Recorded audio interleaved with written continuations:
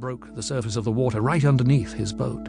Before the boat slid away from the swell, he reached out and touched the sea demon's skin. He expected a creature that slid through the waves to be slimy, but the skin was surprisingly rough, muscular, warm.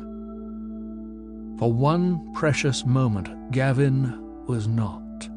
There was no Gavin Guile, no Dazen Guile, no high Lux Lord Prism, no scraping, snivelling dignitaries devoid of dignity, no lies, no satraps to be bullied, no spectrum counsellors to manipulate, no lovers, no bastards, no power, except the power before his eyes.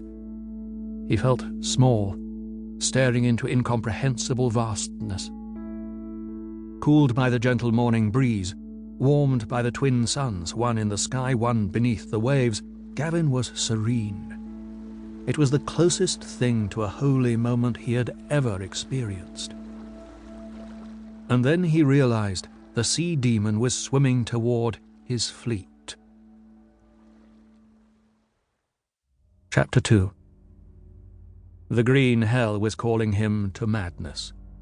The dead man was back in the reflective wall, luminous, grinning at Dazen, features squeezed skeleton thin by the curving walls of the spherical green cell. The key was to not draft. After 16 years of drafting only blue, of altering mind and damaging body with that loathsome cerulean serenity, now having escaped the blue cell, Dazen wanted nothing more than to gorge on some other color.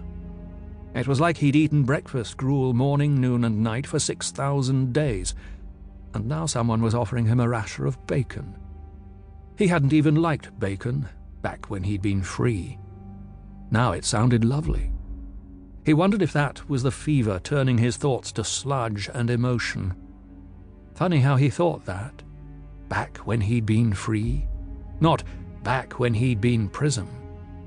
He wasn't sure if it was because he was still telling himself that he was the Prism, whether he was in royal robes or rancid rags, or if it simply didn't matter anymore. Dazen tried to look away, but everything was green.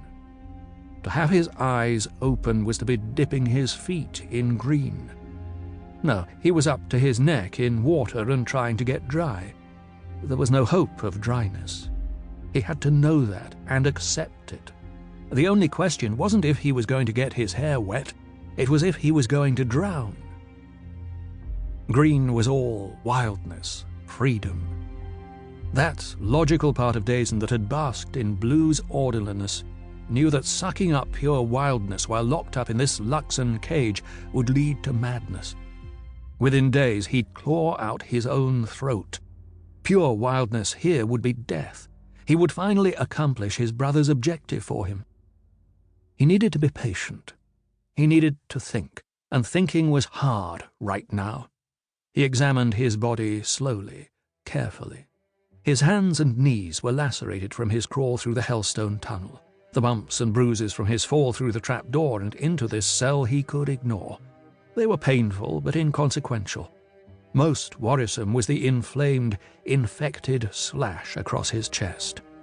It nauseated him just looking at it, oozing pus and promises of death.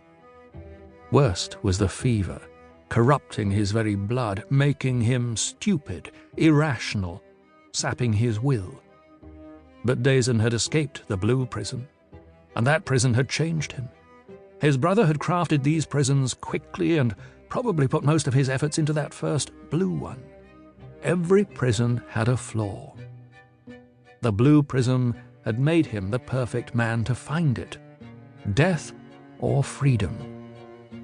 In his reflective green wall, the dead man said, "You taking bets?" Chapter 3. Gavin sucked in light to start making his rowing apparatus. Unthinking, he tried to draft blue. While brittle, blue's stiff, slick, smooth structure made it ideal for parts that didn't undergo sideways stresses. For a futile moment, Gavin tried to force it again. He was a prism made flesh. Alone out of all drafters, he could split light within himself. The blue was there. He knew it was there. And maybe knowing it was there, even though he couldn't see, might be enough. For Oholam's sake, if you could find your...